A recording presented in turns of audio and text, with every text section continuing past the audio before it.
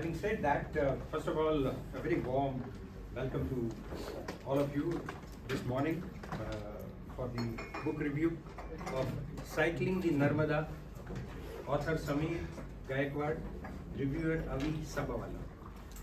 Luckily, we have today as Samir Gaikwad is a local Vadodarian.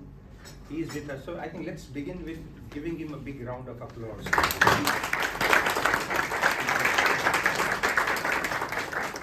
Thank you, Samir Bhai, for coming and remaining present when your book is being reviewed by none other than a very veteran lady in this forum, who is a part of this forum for 20 plus years, Avi Sabavala.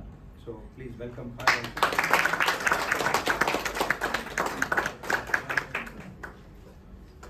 I know nothing about this book, despite the fact that I have purchased this book very recently, but haven't had the time to go through.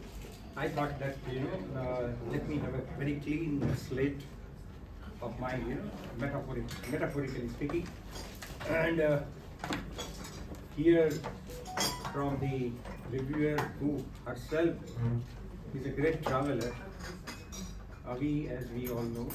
I will leave it to Avi to introduce Samir Bhai and also talk a lot about the book in the next 45 minutes.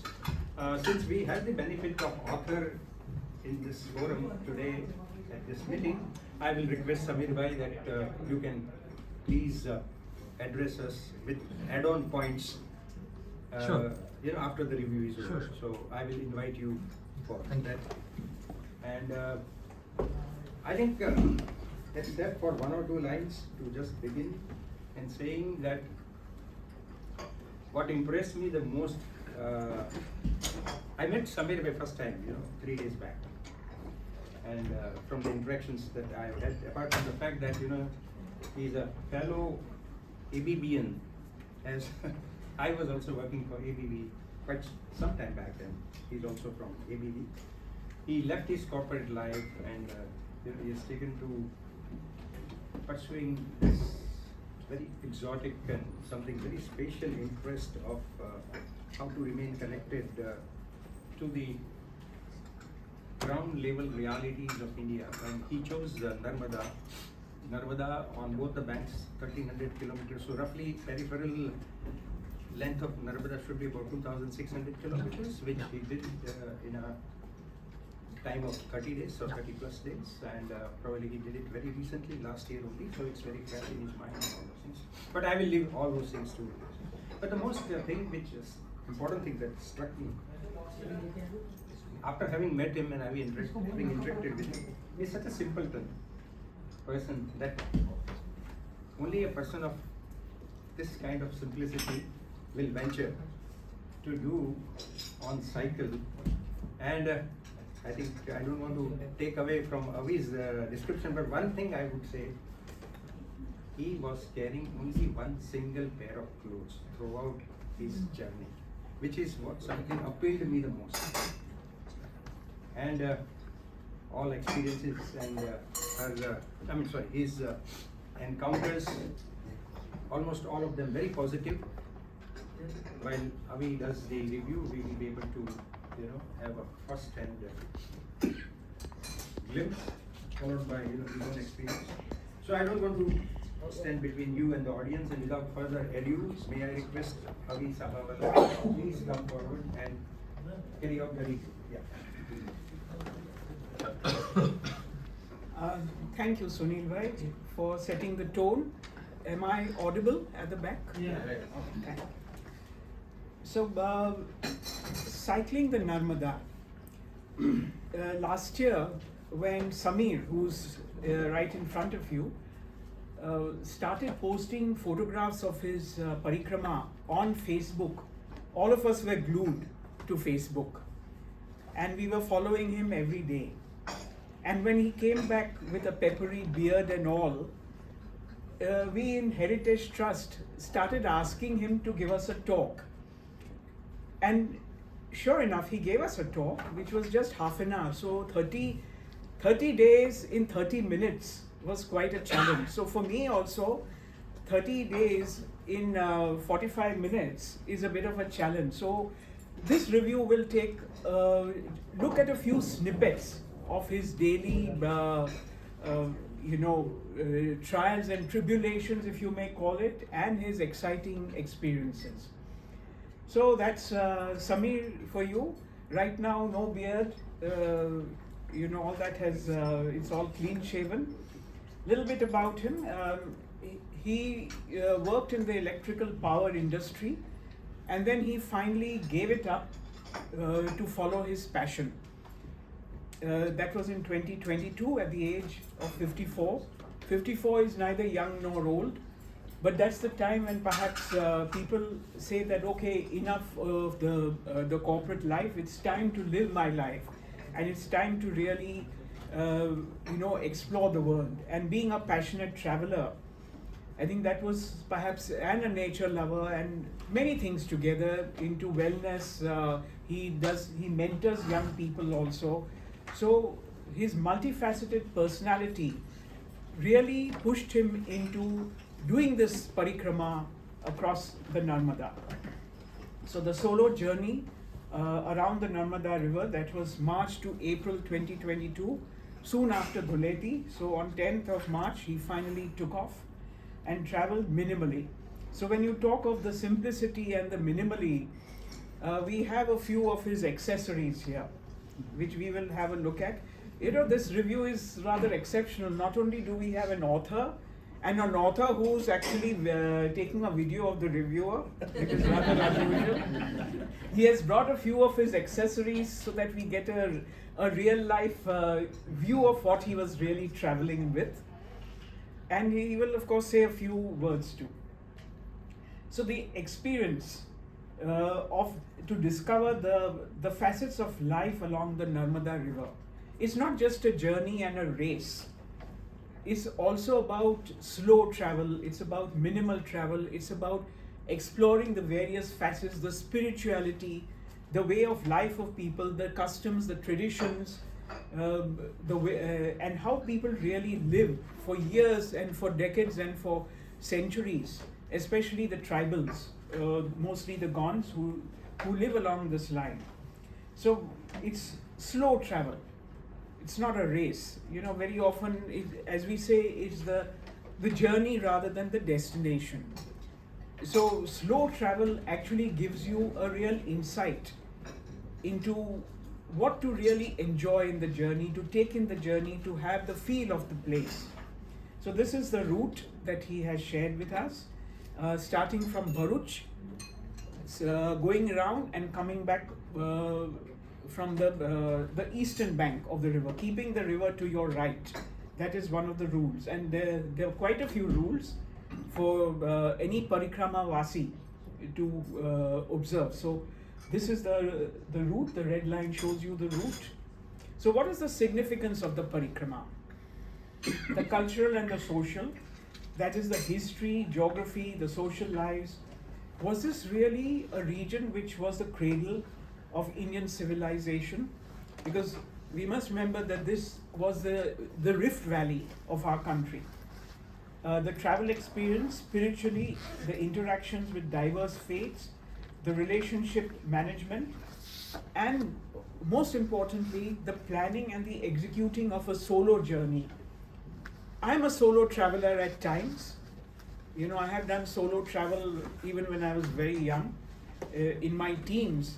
And I remember in those days there would be a big uproar, not from my parents, but from everybody else. Oh, you're sending a young girl alone. And there's still that kind of fear of solo travel. If you're in a group, you go in a group, everything is taken care of. Here you have to take care of everything on your own. And that, I can tell you, is really an experience. Because when you are on your own, you actually do things at your pace. You do what you want to do. And I come out very early, which most people don't like very much. So they find it a little difficult for those late risers. Oh, we are on a holiday. Why can't we do things leisurely? You rush us.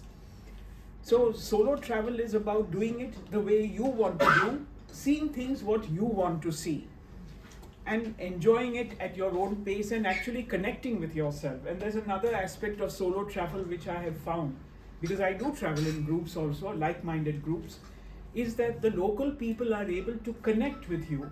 Of course, in India there are a lot of questions. अकेले क्यों आए हैं? कोई मर्द नहीं है क्या आपके साथ? So these are the questions that come to you, and that's very interesting because that gives you an insight about how people really think. The normal aam aadmi thinks that okay, you've got to travel in a group, you've got to travel with your family, rather than wandering around solo. Aren't you afraid? Won't someone sort of kidnap you? So I say, well, who'll kidnap me? So minimalistic living. He has shared his experience of the minimalistic living, and we look at some of the accessories that he was carrying around. The origin of the belief systems. Now, many of the Indian belief systems, the Hindu belief systems, actually originated with the tribals. So, the origins of various belief systems, and especially the aboriginal and the tribal guys. Now, this is an excellent book. Here's the book in hardcover. I actually started reading it on Kindle. And then I can tell you, reading something on Kindle is also an experience, because obviously with Kindle you can travel everywhere with it. You don't have to carry about so many thousands of books with you. And I can tell you it's fast reading. You can also do the highlighting. For those of you who are a little averse to digital books, there's a lot of convenience in it. But having read it on Kindle and having done my markings and highlighting, and then doing a sort of copy paste as we would normally do, I felt I just had to have this book autographed by the author himself. So it's an excellent travel guide. It really gives you a lot of information about the route, what to expect, what to be prepared for, how can you really travel solo, and it gives you the confidence to really be able to attempt a solo trip. And I strongly recommend also. I know people who have never traveled solo who one fine day decide to go out on a solo journey, and they come back with a new experience, and they've enjoyed the experience. Never mind if you left your family home worried about you, as Sami did, and I know Rashmi also had a share of worries, but there was a lot of support.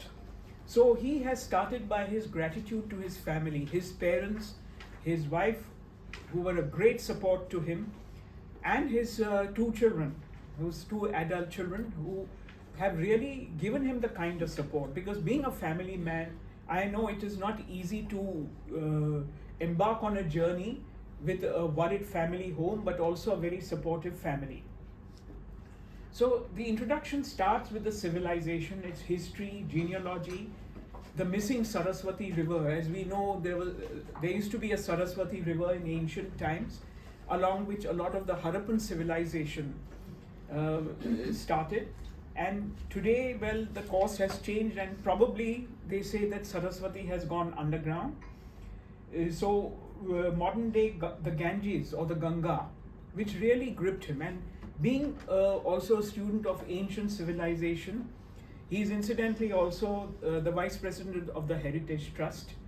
So he's very much into heritage conservation. He's very much into history, geography, etc. So that really excited him, and that's what made him really go for this. So it says that a dip in the Ganga will cleanse your sins. But they say that just gazing at the Narmada is equivalent, which will purify you of your sins. So a gaze at the Narmada, and anybody who's seen the Narmada, especially in spate, will really be inspired by the sight of the mighty Narmada. So the start, and he started at Bharuch. So he had a lot of butterflies in his stomach. Naturally, when you're starting something new, that feeling of uncertainty is always there. And he contacted the priest at the Nilkanteshwar temple in Bharuch. Now apparently the worthy priest was not in town in Bharuch. He was visiting his hometown in UP. But now see the power of technology. And this book is all about merging technology and ancient wisdom together. So the first start is that giving the blessings and starting the Sankalpa Puja from Bharuch. The priest was very happy. He said, yes, solo, it's supposed to be a solo travel, it's supposed to be a tapasya. And he was very, very encouraging and supportive. And all along, we will see the kind of support and encouragement that people have given a Parikrama Vasi to undertake a journey of this kind. So it's a lot of the, you feel the love of humanity which really comes out. So the priest agreed to do it online. So this is the power of technology, that today even blessings can be given online, and I'm sure they are equally effective. So he started off with at the Nilkanteshwar temple at Bharuch, but before that he drove down in his car, packed his bicycle and his minimal belongings, and drove to Bharuch. And he was hosted by the Patel family in Bharuch. So we have Archana sitting with us. She's also part of the book. And they very kindly hosted him, though they were out of the country. Their caretaker arranged for some breakfast for him. Now, as a Parikrama Vasi, you can't have, too much of luxury. You're supposed to be minimal. You're supposed to be simple. But nevertheless, the support of the caretaker, for which he was very grateful, actually helped him to start the journey, and the blessings of the priest online also gave him the kind of support that the good start to it. So he says, no use of footwear. So what do you do when you're bicycling? You don't wear a footwear. Now, you can always adapt. The rules are there, but the fact is that you can adapt. So what did he do? Instead of footwear, he had these Skinner socks. So this is for a demo. These are the Skinner socks, where they look rather cool and fancy, I must say. And they, of course, attracted a lot of attention of local people who had never seen these kind of things. So a city slicker, adapting to the rules and also able to ensure, the modern but the practical use. No shaving, so that's why you see that he had his peppery beard. No use of soap. You're not supposed to pollute the river. And I think, these are rules which are very eco-friendly. They make a lot of ecological sense, that we have to respect our rivers. I wish we would also do that for our own Vishwamitri. No loss of temper, no harsh words. So it is all about purity of thought, of body, of thought and actions. So some of the rules, and there are many, I assure you, to be self-reliant. So he had to carry his own bag. And what was that bag? So here we have another. This was the bag he carried. Okay, so there were two compartments to it, and yes, one of the sides was tearing. He talks about how, a little bit, there was a little tear which was getting a little. So on one side was the Ganga, the Jal, and the other side was some of his, other requirements, and his one additional pair of clothes which he would wash every day. So you can imagine, and beautifully adapted. So this would fit on the back of his bicycle. So this is how you actually whittle down everything, and then Rashmi bought him a special small thali and bowl. So everything would fit in for those 28 days into this nice nifty bag. I must ask you where you got it from. So the minimalistic living, the main objective is to gain purity and spiritual insight into the area.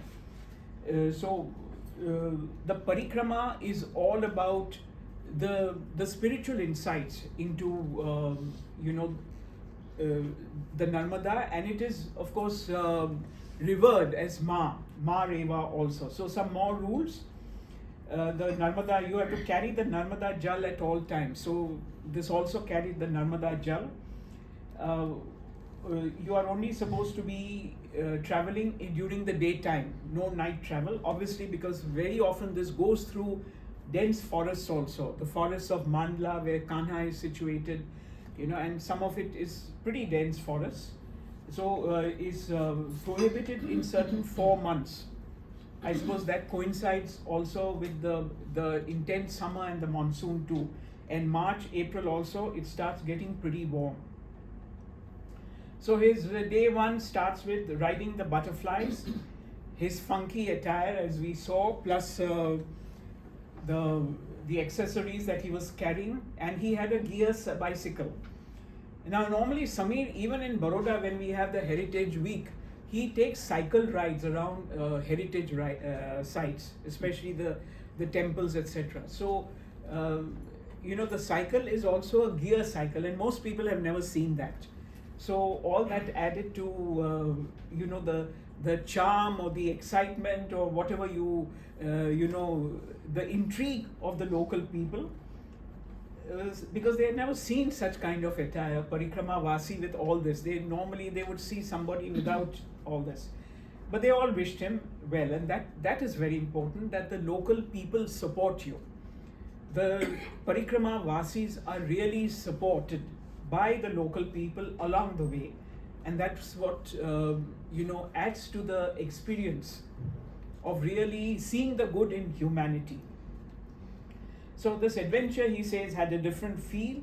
It was about faith and common sense, and jokingly we say that today common sense is pretty uncommon, but you are forced to have common sense, because when you are doing this and you are traversing a challenging terrain on your own, you better have lots of common sense. It's not about athleticism. So his preparation was, though he had been cycling all these years, kept up his fitness, obviously it also meant that he had to do the slow travel. So small victories and a homecoming. We'll skip many of the chapters because of time constraints. So he was beginning to gain a deeper appreciation with India's soul, and remember that literally also this area lies in the heart of India, and my heart was bubbling with inner joy. So day 4 is a summary, Kukshi to Maheshwar, and at the end of each chapter he also gives a summary, plus he gives you a QR code, so you can click on it to go and see the photographs and more details. So that's how you can make a book compact while still giving a lot more information than what is there in the book. He talks about into the arms of my friend. His late friend had a facility in the area, and he was able to get the facility. A lot of people who knew him also would call up and say, please reach this place, we have facilities for you. So people at home, people whom he knew and people whom he did not know, all gave him that kind of support, for which he showed immense gratitude. So his late friend, had always had a wish that he would come and visit his place, and this is when he felt that, into the arms of my friend. So it's a very emotional moment. So he believes in good people with big hearts and to respect their trust. So confidence in the unknown. Sometimes the unknown gives us the butterflies, of course, and perhaps rightly so, but the fact is that the confidence that you have that things are going to work out, people are going to support you, is what will actually keep you going.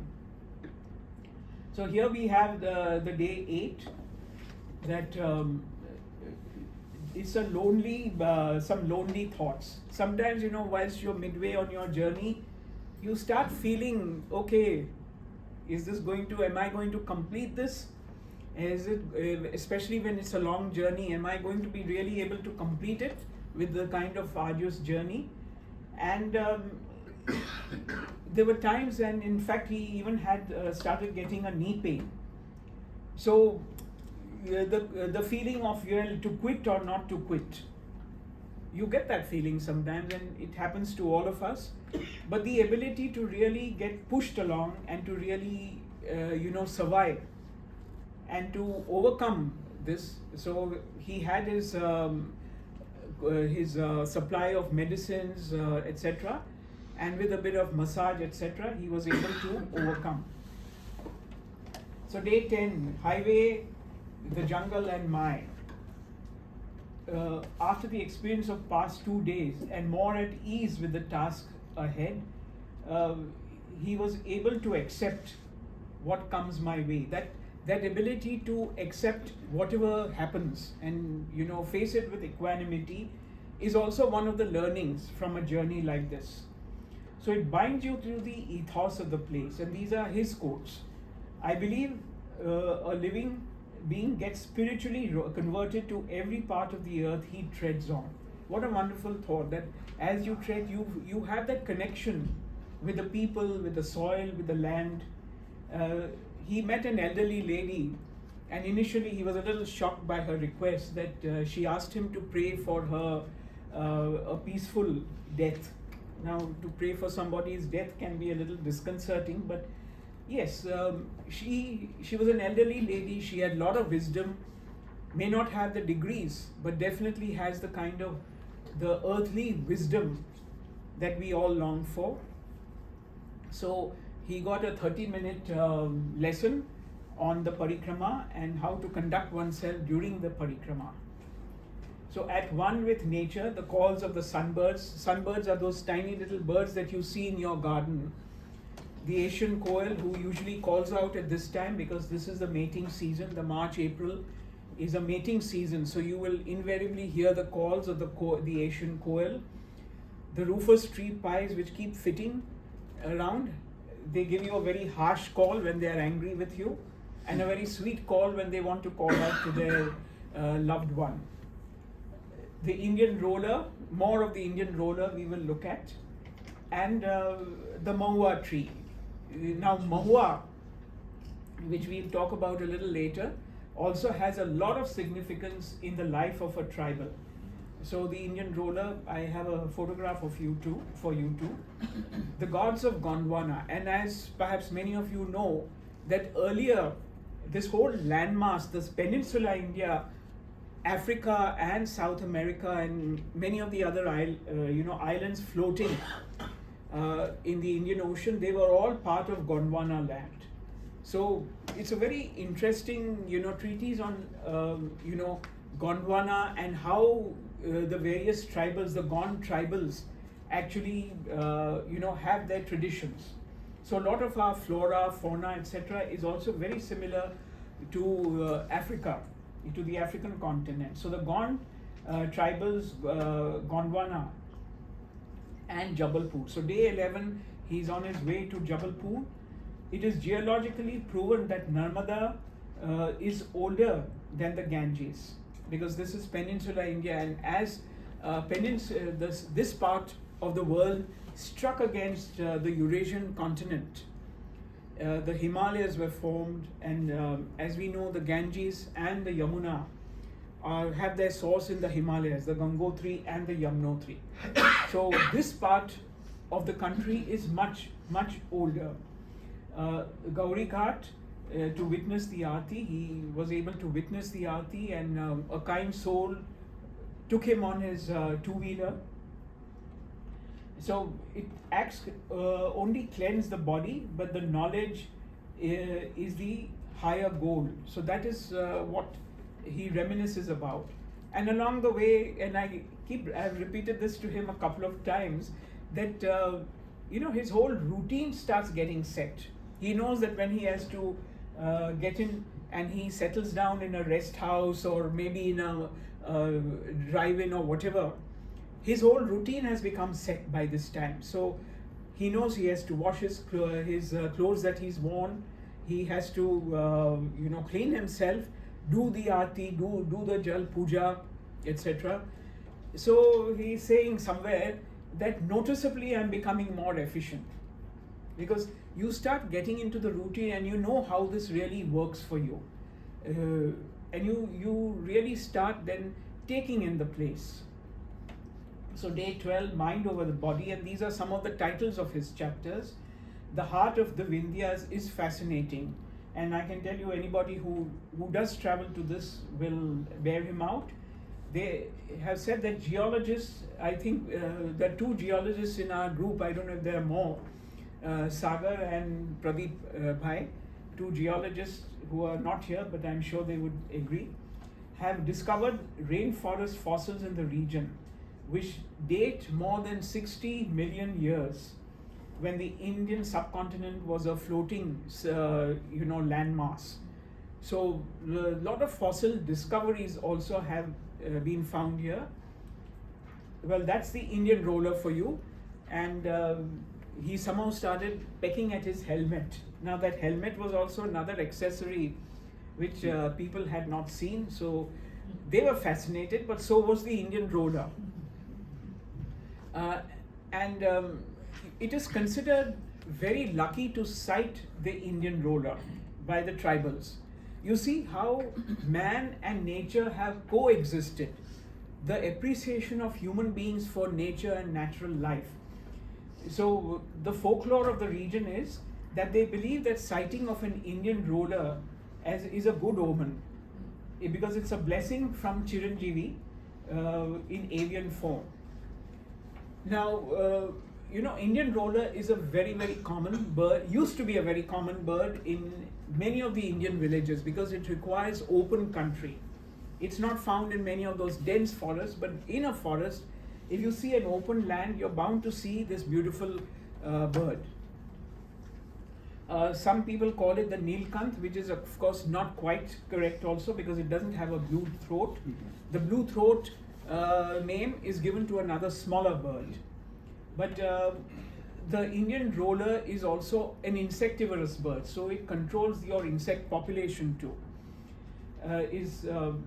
So this is the significance, and unfortunately because of development, you could even see it in places like Sripur Timbi, which is about 10 kilometers from Baroda. But I found that the occurrence now is going down. Even Vadwana used to have a good population, but that population is going down drastically because unfortunately the concept of development at the cost of ecology is taking over. The emotional moment that I was sitting alongside my departed mother, and he felt emotional, so he shed a tear also. So this is the day when he reaches Amarkantak, which is the source of the Narmada. And at the end of each chapter, he gives a summary also. So he has put Shadol to Amarkanta, 120 kilometers with 1,153 climbs via 2 ghats. So after you read the chapter, he gives you a summary.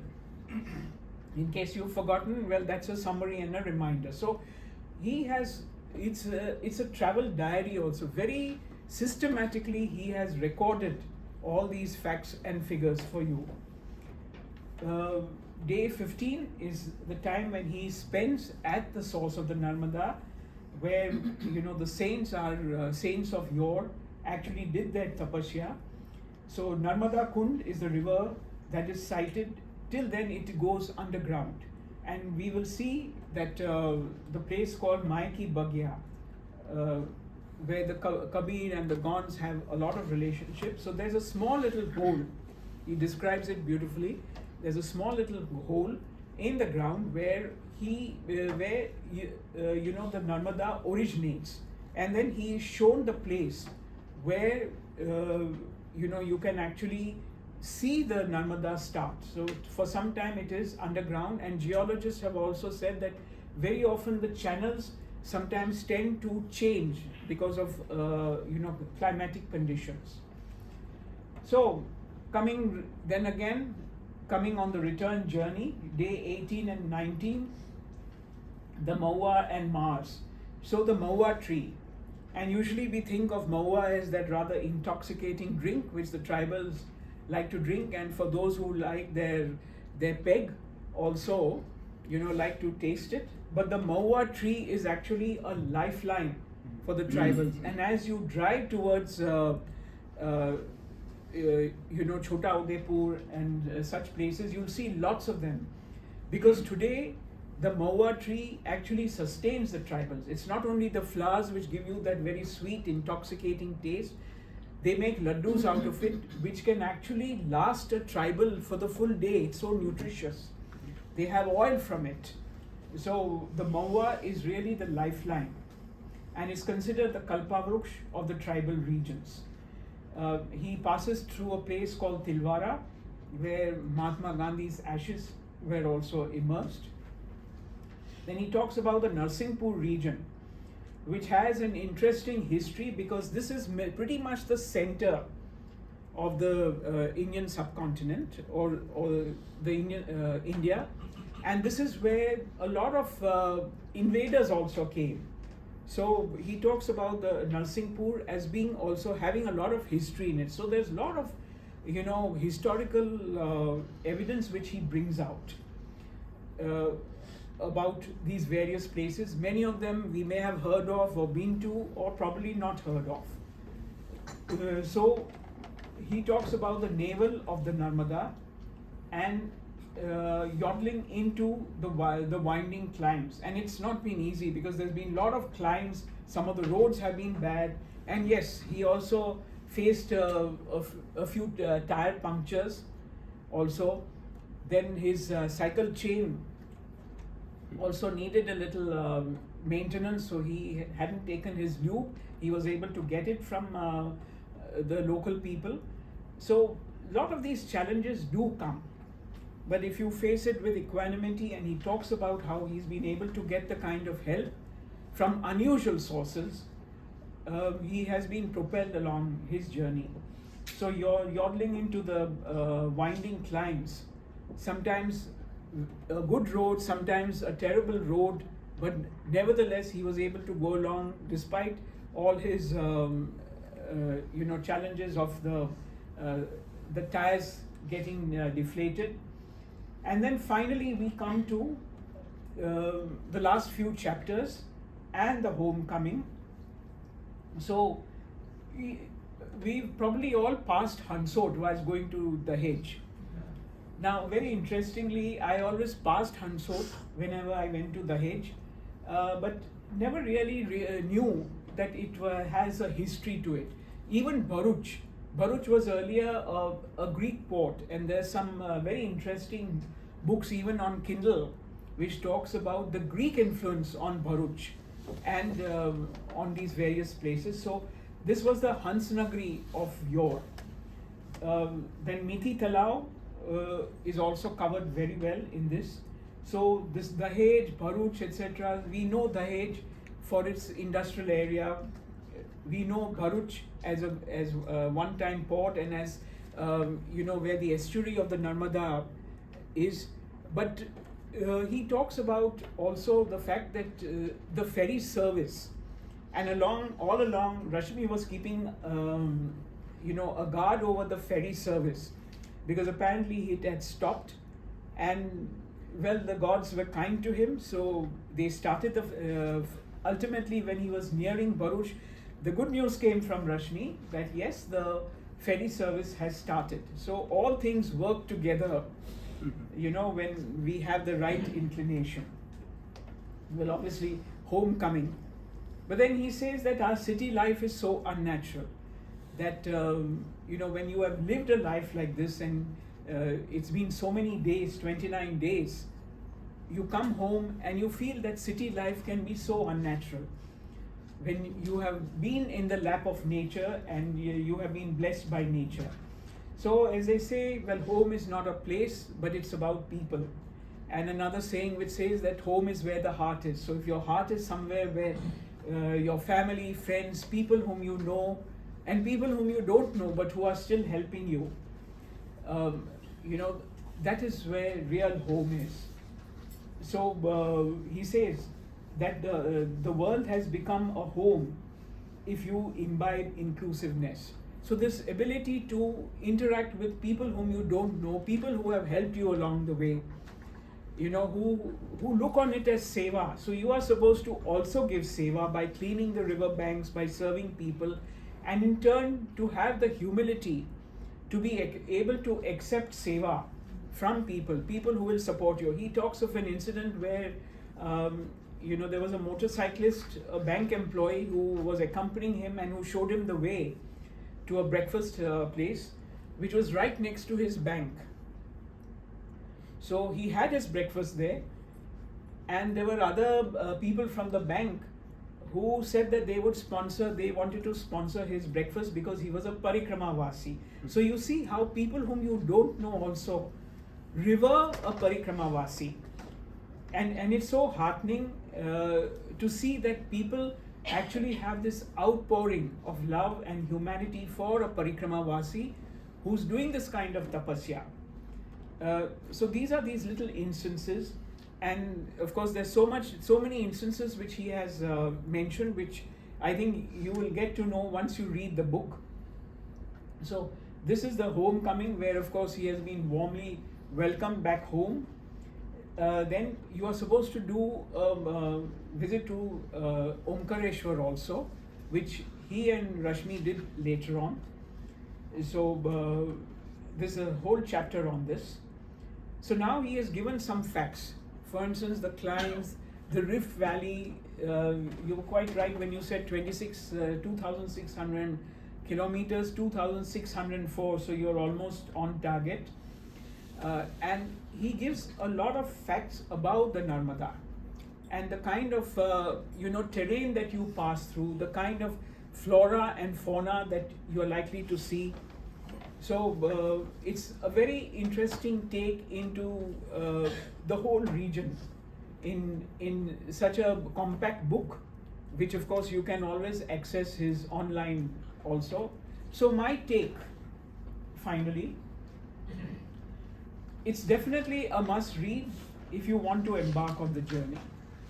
Now there are many books, no doubt, and he has done his homework on that, but this will give you a very compact and very succinct idea of what to expect. So it's a good encouragement to try solo trips if you are still hesitant of the unknown and what solo trips hold for you. Try it out sometime, maybe to an easier place. And today on the internet there are a lot of these little recommendations with Condé Nast Traveler, etc. Good places for solo travel, good places for female solo travel. So well worth a try of a solo travel. It's very, very well documented. It's comprehensive guide if you want to prepare and what you can expect. What I found very interesting also is the good leveraging of modern technology with ancient wisdom. So he has made use of QR codes, and on the way, of course, you're not supposed to carry too much cash. But today our UPI really helps along the way. So you don't have to carry too much cash. You can make use of UPI. So good use of technology, along with an deep insight into ancient wisdom. And if you cannot undertake the journey or you don't want to undertake, well, this virtual journey will really take you through and give you a good idea. So I end with a strong message to protect our rivers. If you see, the whole focus is to revere the river, but also to protect. If you revere anything, you will also conserve and protect it. So here is where somebody is getting a bit of a scolding that you don't dirty our rivers, and we have paid the price of dirtying our own Vishwamitri.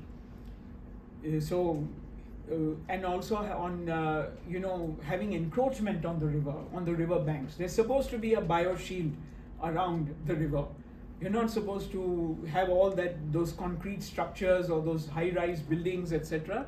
There's supposed to be a good bioshield around the river, so that in times of heavy rainfall it overflows, and the flooding actually creates the kind of soil.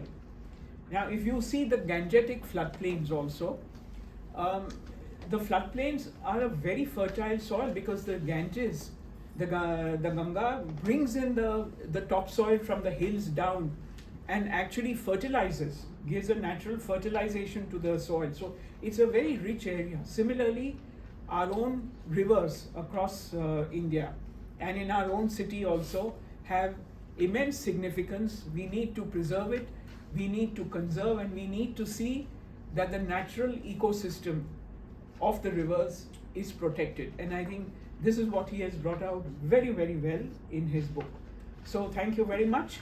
And before the questions, I request Samir